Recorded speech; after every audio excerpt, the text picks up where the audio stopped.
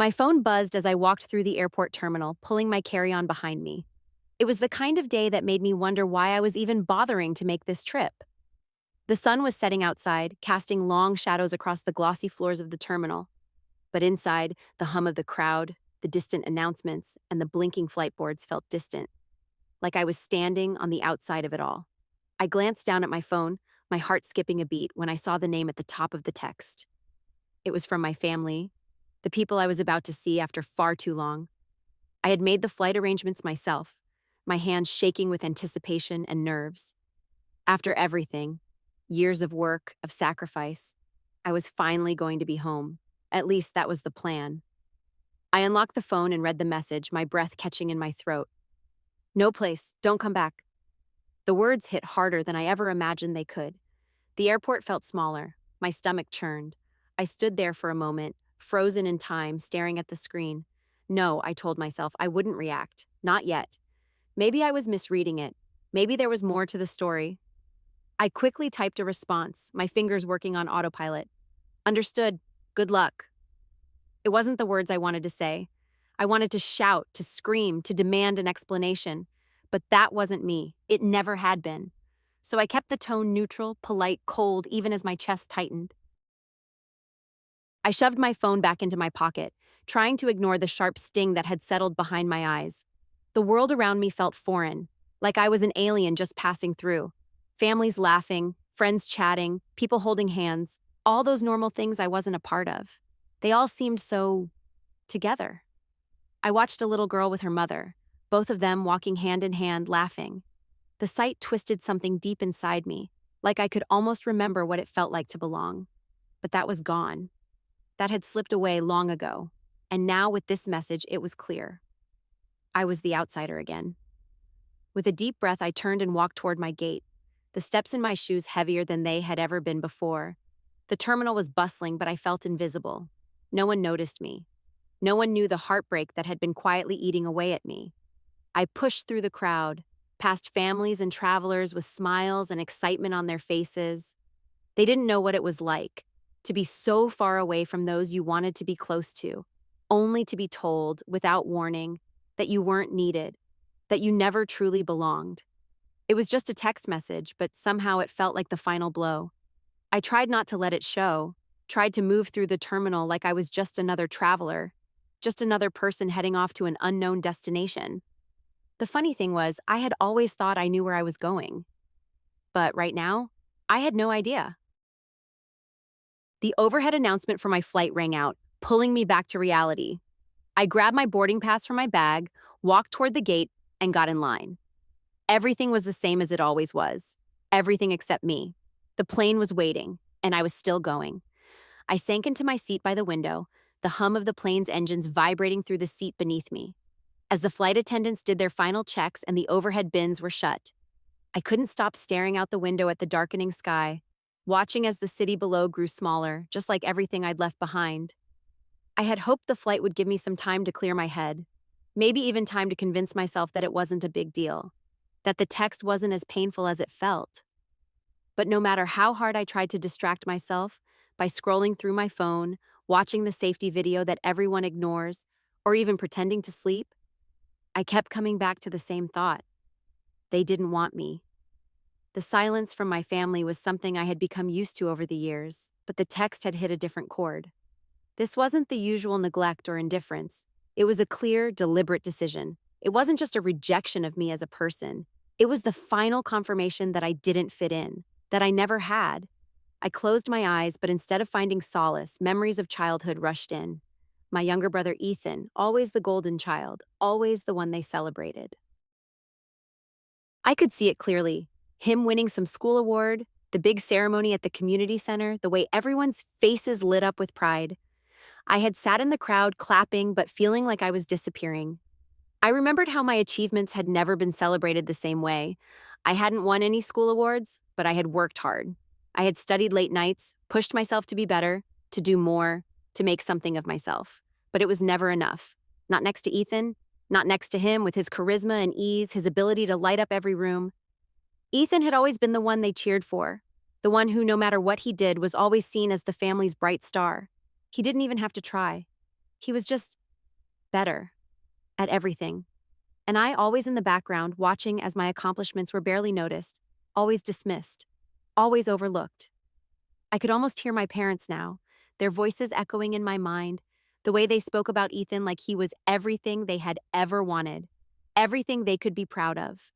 It didn't matter that I had served overseas, that I had worked my way up, made something out of nothing, built my career. None of it ever really seemed to matter. My hands gripped the armrests, my fingernails digging into the plastic. I didn't want to think about it. I didn't want to feel the weight of years spent in the shadows, but I couldn't stop. The reality of being the second choice, of always having to prove myself, weighed on me like a heavy blanket. I turned my head toward the window again, blinking back the tears I didn't want anyone to see. The city lights below now seemed so far away, so distant. The plane began to taxi down the runway and the ground beneath me shifted, signaling that we were about to take off, but inside I felt like I was already leaving my family behind, if I hadn't already, a long time ago. That was the moment it hit me. I had been running away from them for years, from their expectations, from the constant feeling of being unimportant. And even when I tried to come back, even when I thought I could fix things, they had already made up their minds. I wasn't part of their world. The plane lifted off the ground, the rush of air and noise filling the cabin. I watched the city disappear below me, but in a way, I knew it had already disappeared long ago, even before this flight. I had been an outsider for years, and now nothing would change that. The captain's voice came over the intercom, announcing our altitude and the flight time. It was all so normal. Just another flight, just another trip. But the weight on my chest was anything but normal. I was still going to see them. But somehow I already knew that things would never be the same. And maybe that was the hardest part of all. The seatbelt sign clicked off, and the gentle hum of the plane's engines shifted to a quieter thrum as we climbed higher into the sky. I settled back, trying to force my mind to relax. The flight attendants walked up and down the aisles, offering drinks, snacks, and headphones.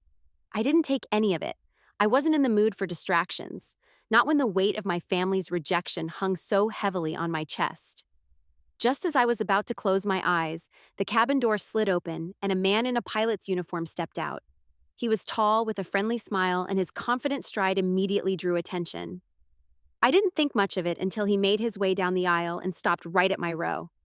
"Excuse me, Brigadier General Brooks?" he asked, his voice low but clear enough to carry across the cabin. "I believe that's you, isn't it?" I blinked, surprised. My eyes scanned his face. He was wearing the traditional uniform, but I didn't recognize him. "Yes," I said, unsure of what was happening. "That's me." He straightened up, gave a respectful salute, and smiled again. "It's an honor to meet you, ma'am. I'm Captain Michael Stenson. I had to come out here and personally thank you for your service." The words hung in the air for a beat, and for a moment I was speechless. A few of the other passengers around us turned to look, sensing something different was happening. I appreciate that," I stammered, caught off guard by the sudden attention.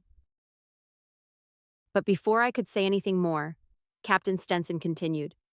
"I've been in the service myself, and when I saw your name on the passenger manifest, I thought I'd take the chance to thank you in person," he said. "I'm sure your sacrifice and commitment are something the entire country is grateful for. You've done something incredible, and it's an honor to share the same flight as you." The cabin was silent for a moment. Then, with a swift glance, Captain Stenson turned toward the flight attendants and gave them a quick nod. "Would you mind if we upgraded you to first class, General?" he asked, his voice carrying an air of quiet authority. "We've got a seat waiting for you up front. It's the least we can do." I wasn't sure how to respond. This was all so unexpected. I had come on this flight hoping to escape the pain of the message from my family, but here I was, standing face to face with someone who seemed to recognize me for more than just my familial ties. It was surreal. I looked around the cabin, my eyes briefly landing on the row where my family would be sitting. My brother Ethan was there, his face hidden behind a book, not acknowledging me. My parents were on the opposite side, speaking softly to one another, but I noticed they weren't looking in my direction either.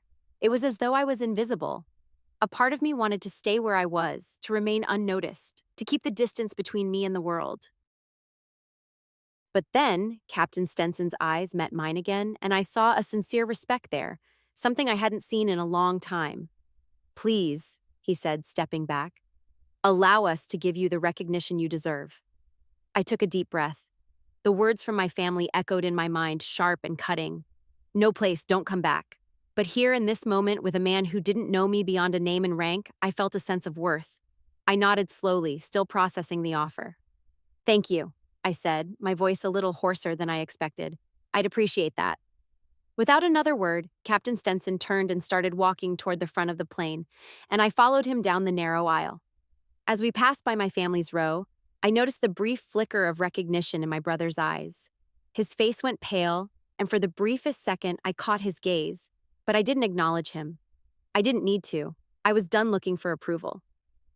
The flight attendants were waiting at the first-class section, all smiles as they gestured toward a spacious seat by the window. I slid into the plush chair, the soft fabric unfamiliar but comforting. As the door to the cabin closed and the plane continued its ascent into the sky, I let myself sink into the moment. From here, I could see the entire plane.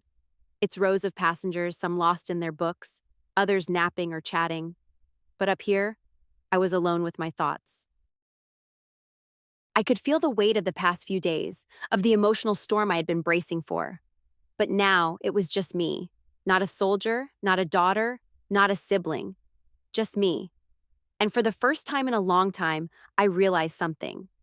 This moment, this small gesture from a stranger was enough to remind me that I still had worth, that I didn't need my family's approval to be important, that I was more than the roles they had cast me in. The captain returned to the front of the plane and I leaned back in my seat, my fingers tracing the edge of the armrest. I was on my way to see my family, but in this moment, it didn't matter. For the first time, I felt like I belonged somewhere, even if that somewhere wasn't with them. I had barely settled into the plush first-class seat when the realization of the situation fully sank in. There I was, upgraded to first class, a courtesy from a stranger who had recognized my service and sacrifice. Yet the people I had called family, people I had spent a lifetime trying to please, remained in the economy section, oblivious to the quiet storm brewing inside me. I glanced back at my family.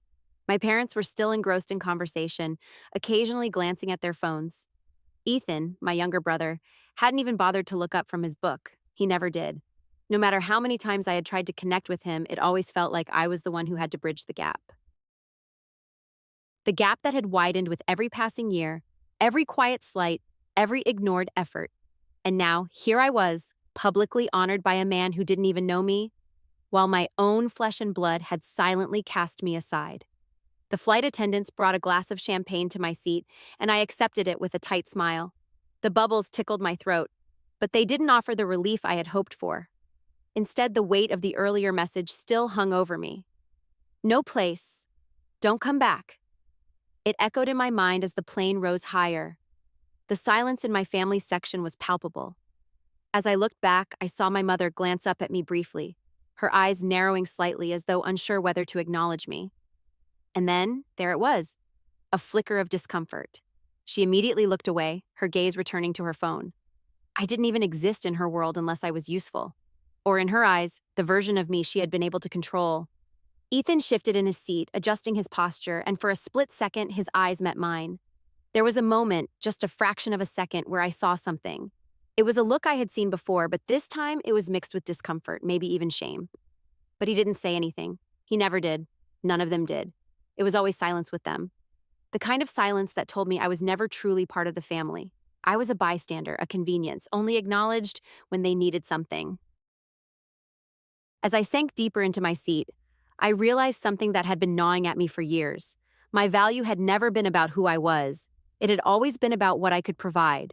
My career, my accomplishments, my ability to sacrifice for them. They saw all of it as a given. An expectation. The flight attendants came around again, and I ordered a second drink, more for something to do than for any real desire to numb the emotions swirling inside me. I couldn't stop the thoughts, though. I had tried so hard for so long to be the family member they wanted me to be, the one who always said yes, the one who always showed up when they needed me, but I had nothing left to give. The stewardess gently set down the second glass of champagne, her smile polite but unknowing. I nodded my thanks, but my mind was far away. I had been raised to believe that family was everything, that no matter what, no matter how hard it got, you stuck together. But this wasn't family. This was something else entirely. It was transactional. It was conditional. "Excuse me, Brigadier General Brooks?" The captain's voice suddenly boomed over the intercom, pulling me from my thoughts. It was the same voice I'd heard earlier when he greeted me. "We're about to begin our descent into destination. I just wanted to take a moment to thank you again for your service. We are all grateful for everything you've done." I felt the eyes of the other passengers shift toward me. My stomach turned. They didn't know me. They didn't know the weight of what had happened. They didn't know what it felt like to be honored in public, while the ones who should have cared most about you couldn't even muster the decency to look your way. I couldn't help it. I glanced back at my family one last time, but this time I let my gaze linger. I wanted them to see me, to see who I was, not just the person who came around when they needed something. I wanted them to understand that I wasn't invisible, that I wasn't just a name on a list, a task to be crossed off, or a check to be cashed. I was their daughter, their sister, and I deserved better. But instead, they remained oblivious, lost in their own world. My mother still glued to her phone, Ethan still absorbed in his book, and my father, well, he was the same as always, silent, detached, a man who had never really seen me. I swallowed hard, pushing back the lump in my throat. I was done seeking approval, done hoping they would ever truly see me. I turned my attention back to the window, watching as the ground below started to come into view. The city, the place I had once called home. But now, it felt distant, like a place I had outgrown. When the plane landed, I would go through the motions. I would greet my family, play the part of the dutiful daughter, the dutiful sister. But I knew deep down, nothing would ever be the same again. And for the first time, I wasn't sure I wanted it to be.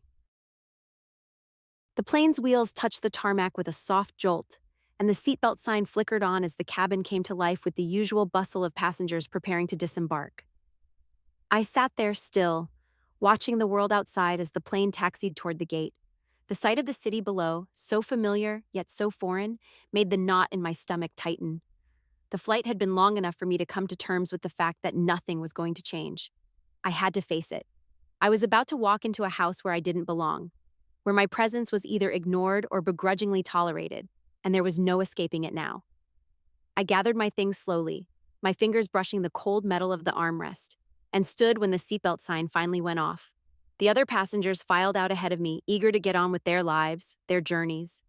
But I stood at the door for a moment, letting the crowd pass by, feeling the weight of the moment sink in. When I finally stepped off the plane and into the terminal, I half expected the world to shift somehow. But nothing changed. It felt just like every other time I had come home. Except now, the hurt, the rejection, felt much sharper, much clearer. I walked toward the baggage claim, my eyes scanning the crowd. My parents were standing a few feet away, their faces impassive, waiting as if this was just another visit, just another stop in the routine. I took a deep breath, forcing myself to move forward. As I approached them, my father looked up, a small smile forming on his lips, but it didn't reach his eyes. He held out his arms for a quick hug. I stiffened for a moment, but then allowed myself to step into the familiar embrace, despite how it felt like I was being smothered rather than welcomed. "Good to see you, kid," he murmured, his voice low. It wasn't a lie, but it wasn't genuine either. I could tell. I had always been able to tell. "Hi, Dad," I replied, stepping back just slightly, giving him the space to pretend this was just another trip. My mother, standing next to him, nodded curtly and then quickly pulled me into a hug. Her embrace was even tighter than my father's, almost suffocating. "So good to have you home," she said, but there was something about the way she said it, like it was an obligation rather than a warm sentiment. I felt my throat tighten as I forced a smile. "Thanks, Mom," I said, swallowing hard. The silence between us hung heavy, like a thick curtain that neither of us knew how to pull apart. I could feel the tension in the air, as if every moment of silence was waiting for something to happen. A conversation, an apology, a reckoning, but no one seemed willing to make the first move. Ethan, my brother, stood off to the side, his arms crossed over his chest, his eyes focused on the ground. He hadn't even looked up when I walked over to them. He was the same as always, avoidant, distant, as if everything about our family dynamic had never changed. I glanced over at him, hoping for just a fleeting second that he might acknowledge me, that there might be some recognition in his eyes. But no, nothing. "How was the flight?" my father asked, his voice trying to sound casual, but I could hear the underlying tension in his tone, like he was asking me to conform, to fill the space of normalcy he wanted me to. It was fine, I replied, my voice flat. Tiring, but fine. We all stood there for a moment, an awkward silence wrapping around us again. The words I wanted to say were lodged in my throat, caught between the need for validation and the desire for acceptance. But I couldn't bring myself to ask them the questions that had been on my mind for years. Why hadn't they ever seen me? Why had they pushed me away, made me feel like I was always second to Ethan?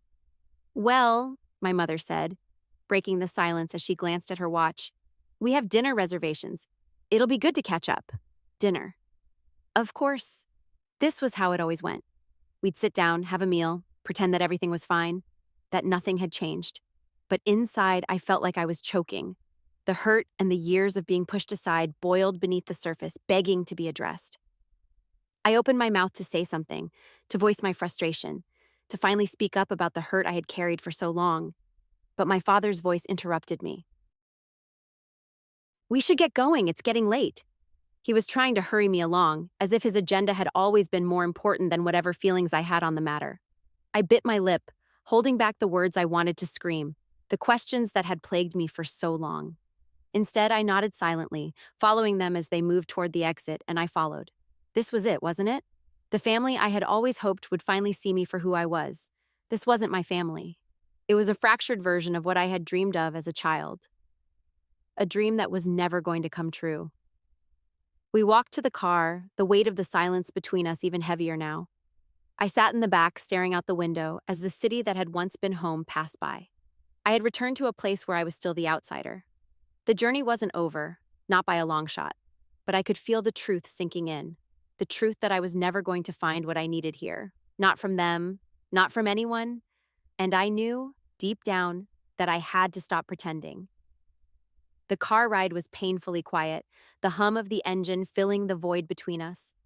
My parents sat in the front, their conversation almost entirely focused on the logistics of the dinner, where we would go, what we would order. I sat in the back, staring out the window, watching the city unfold as we drove through familiar streets. The city that had once felt like home now felt more like a distant memory. We arrived at the restaurant, a trendy, upscale place I knew all too well, the kind of place my family would always choose to go when they wanted to feel important. I followed them inside, the noise of the bustling restaurant washing over me. It was packed, full of people enjoying their meals, laughing, clinking glasses. A far cry from the coldness I felt between myself and my family. My mother led the way, gliding through the restaurant like she belonged there, her heels clicking against the floor in a steady rhythm. My father followed her, head slightly down, not engaging with anyone, as usual. Ethan, still avoiding eye contact, trailed behind them. I didn't know what I was expecting. Maybe I thought something would shift. Maybe I had hoped for an apology, some kind of acknowledgement that we weren't okay. But nothing changed. We were seated at a table near the back of the restaurant, tucked away from the noise but still visible enough to observe everything around us. We sat down, the silverware clinking as the waiter set menus before us. The conversation didn't flow like it used to. It felt forced, strained. My mother and father discussed the wine selection. Ethan remained silent, his eyes flicking between his phone and the table, and I just stared at my menu, my stomach turning in knots. That's when I felt the tap on my shoulder. "Excuse me, General Brooks?" I turned startled and looked up into the face of a young woman standing beside the table.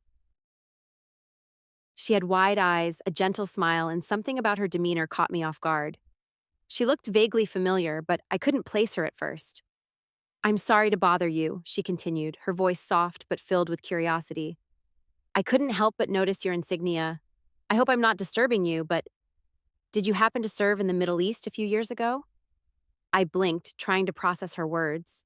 My mind was still heavy from the tension at the table, but her presence brought a brief moment of clarity. I nodded slowly. "Yeah, I did," I said, still unsure where this was going. Her smile widened, and I could see the respect in her eyes. "My dad? He served there too. He always talks about a woman who saved him in combat, but he never knew her name.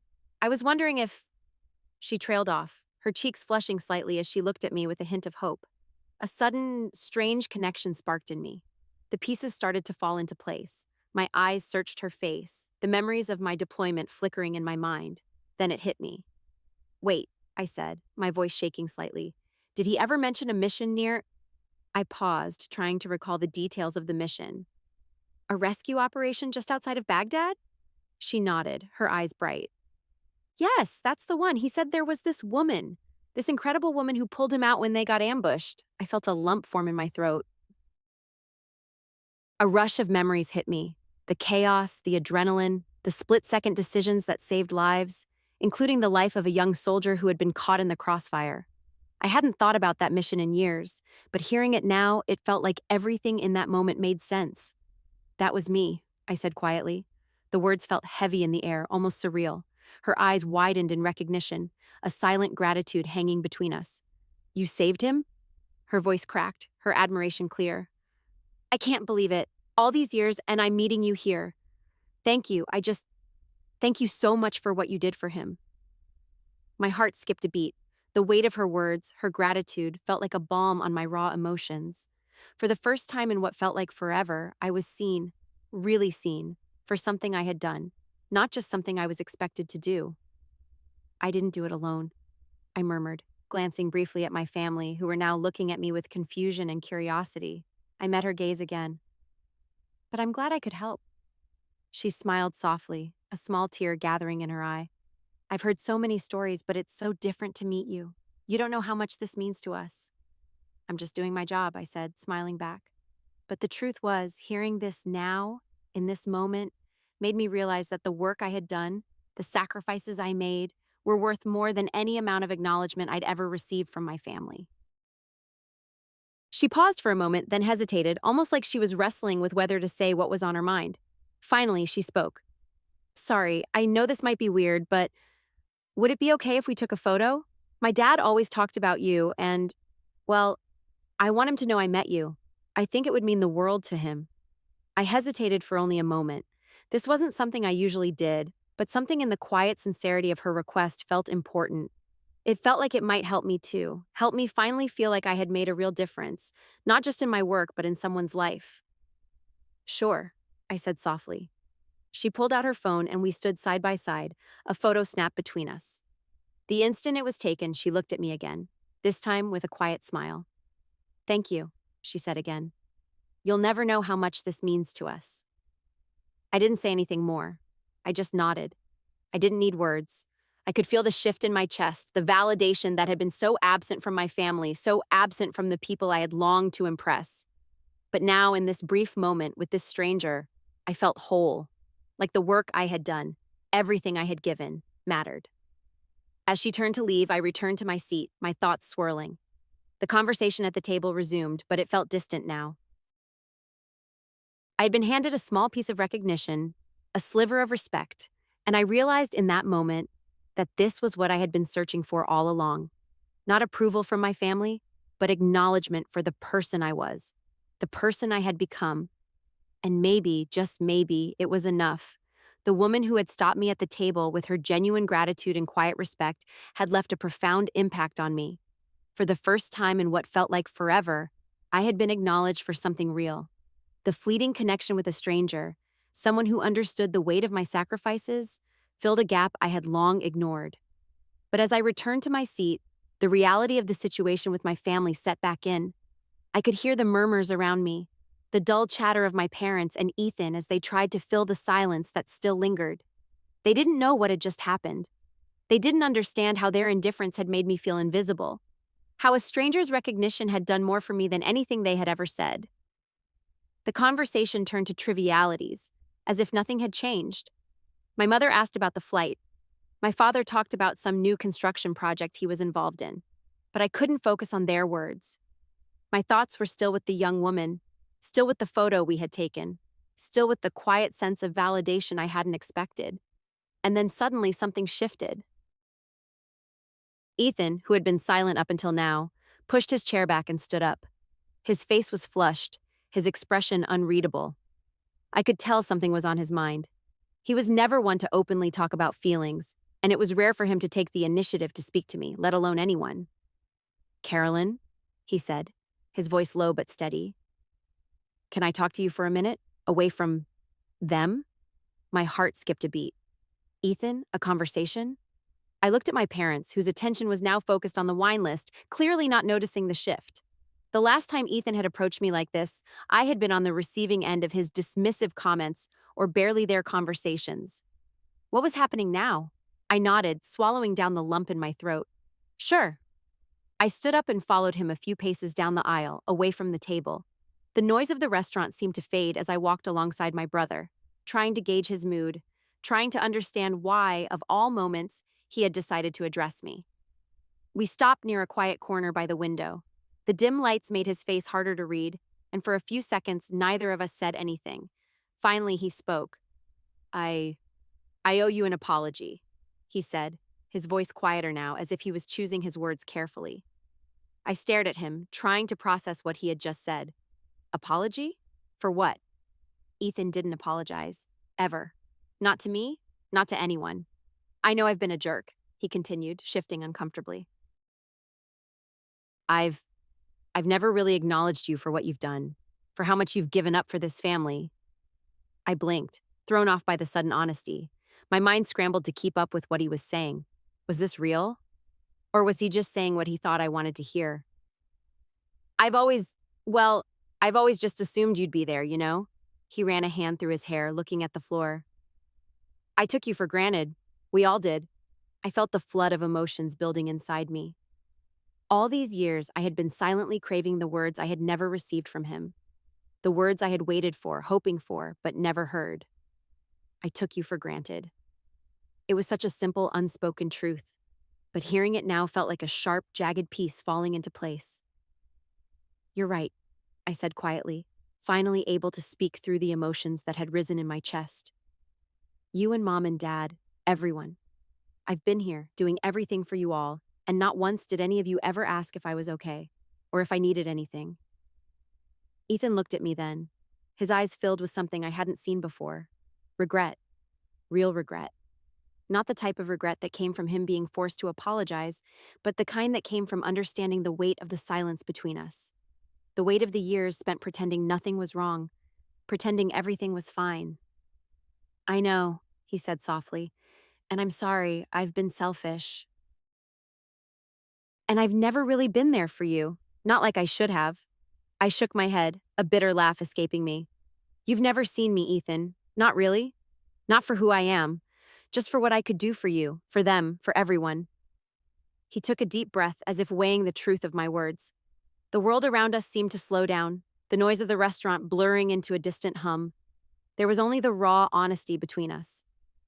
I don't know how to fix it, he said finally, but I want to try. I stared at him, searching his face for any hint of insincerity, but all I saw was a tired, almost broken expression.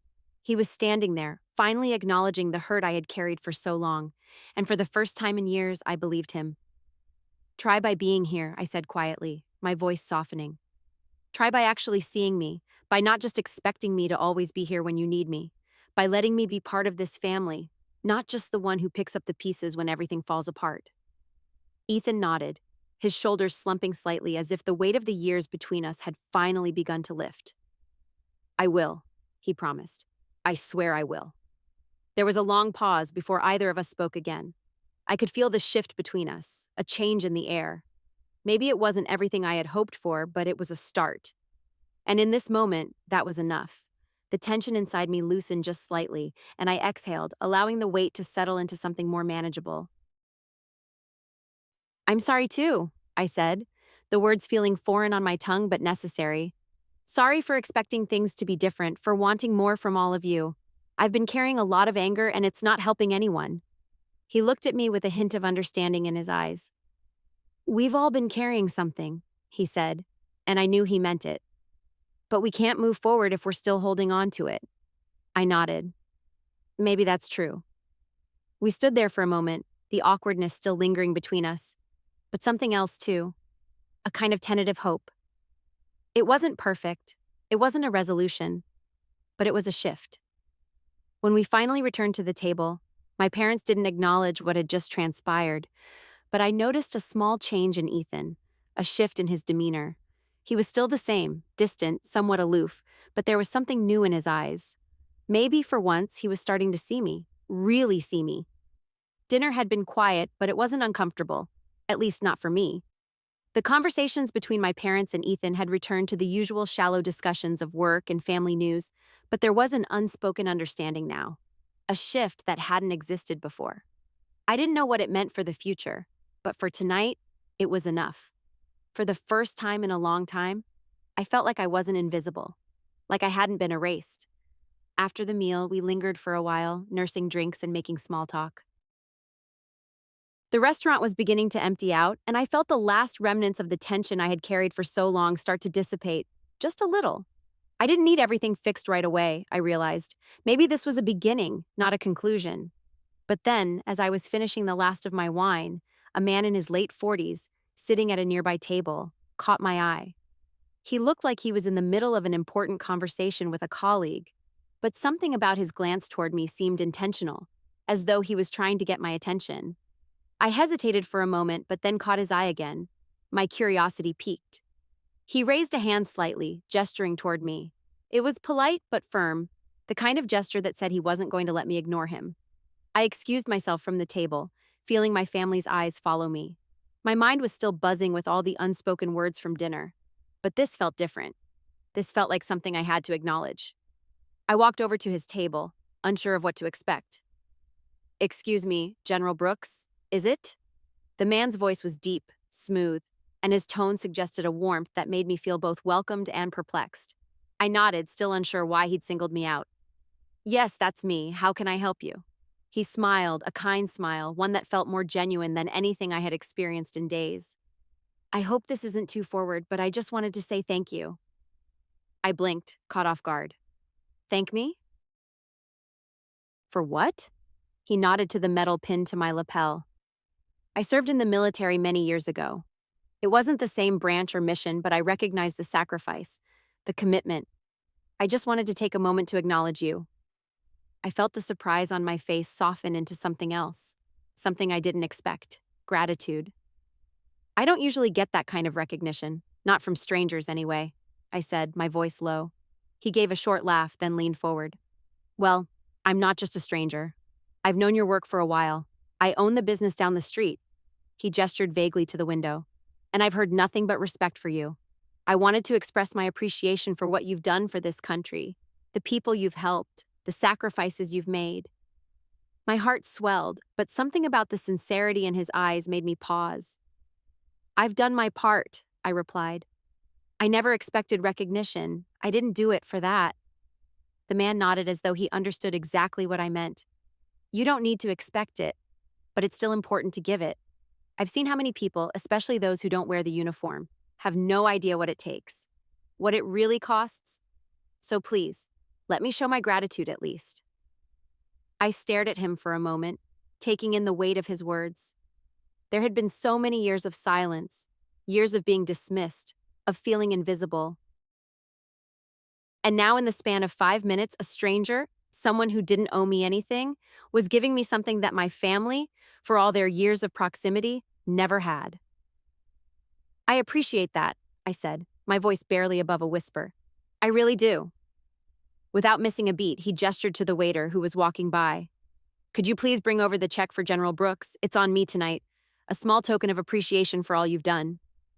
I froze, a mixture of surprise and disbelief washing over me. "Wait, what?" The man chuckled, clearly amused by my reaction. "It's nothing really, just a small gesture. But consider it an acknowledgement of who you are, not just what you do." I glanced back at my table, where my family was still quietly finishing their drinks. The contrast between the warmth I was feeling from this stranger and the coldness I had experienced with my own family was stark. For the first time in what felt like years, I felt seen. "Thank you," I said again, this time with a little more force, meaning it more than I had expected to. The waiter arrived with the check moments later. I tried to reach for my wallet, but the man stopped me with a smile. "It's already taken care of," he said. "Consider it a thank you. And if you ever need anything, someone to talk to, anything, don't hesitate to reach out." I was too stunned to respond at first. My instincts were telling me to protest, to offer to pay for it myself, but I knew better than that. He wasn't offering it for the sake of obligation.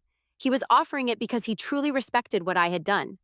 I looked at him one last time before turning back toward my family, who had not noticed the exchange. "Thank you," I repeated, my voice carrying a bit more weight this time.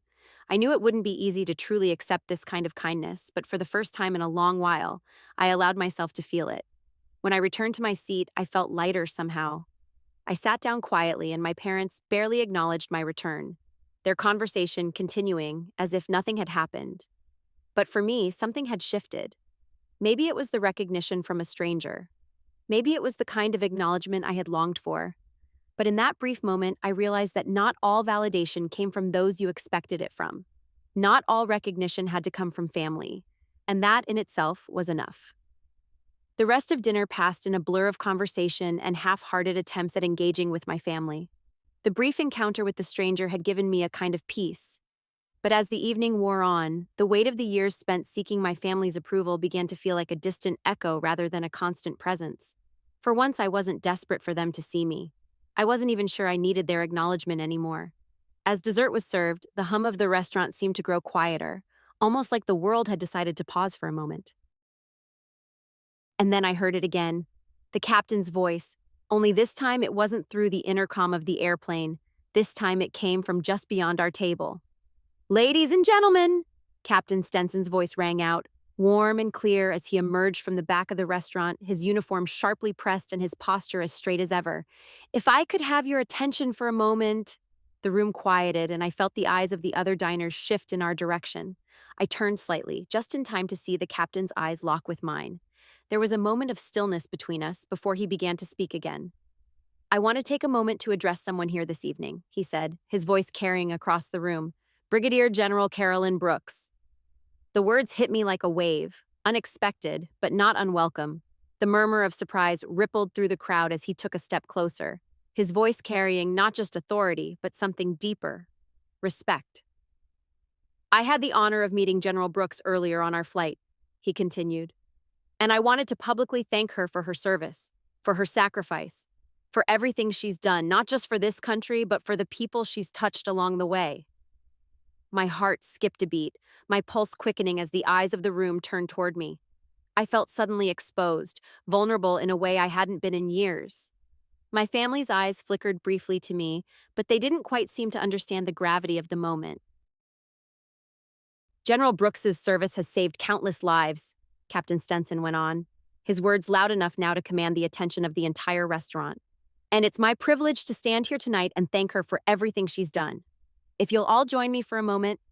Without hesitation, he raised his glass, and the others around him followed suit. I glanced around the room, every single diner lifting their glasses in unison. My stomach churned with a cocktail of emotions: surprise, disbelief, and an overwhelming sense of pride. It wasn't just the recognition from the captain, it was the sense that, for one brief moment, I mattered. Not because I was family, not because I was expected to be, but because of what I had given to the world. I stood up, feeling the eyes of the room upon me, my family included. I tried to steady myself, to make the moment feel normal, but the truth was, it was anything but. "Thank you," I said, my voice coming out softer than I expected, thick with the emotion I hadn't been able to process before. "But the honor is mine, really. Thank you all." The applause that followed caught me off guard, the sound of it not coming from a family member, but from strangers who didn't know me except for the uniform I had worn, for the work I had done. For the first time in what felt like forever, I felt a rush of validation, real validation. The kind that came from people who had no reason to show up for me, no expectation of me. The captain smiled and gave a brief nod, acknowledging my words, but the moment lingered in the air long after the applause died down. The table was quiet when I returned, my family not sure what to make of the spectacle that had just unfolded. My parents didn't say anything. Ethan remained unusually quiet, his gaze never quite meeting mine. It was as if they were still trying to process the weight of what had just happened, still unsure how to react. I sat back down, the chair creaking under my weight, and for the first time in a long time, I let the silence settle between us. I didn't need to fill it with words. Not this time. As the evening wore on, I couldn't help but reflect on what had just transpired. Captain Stenson's words had given me more than just an acknowledgement. They had given me something I hadn't realized I needed: a sense of worth, a sense of being seen. My family sitting around me remained as they always were: distant, awkward, unspoken. But in that brief moment in front of the entire restaurant, I'd felt what it meant to be recognized for who I truly was. Not the daughter, not the sister, but the person I had always hoped I could be. And that, I realized, was enough. It was more than enough. The night ended quietly, with my family moving through the motions as if nothing had really changed. But I knew better. And for once, that was okay. As I stood up to leave, I glanced around the room one last time. I didn't need their approval. Not anymore.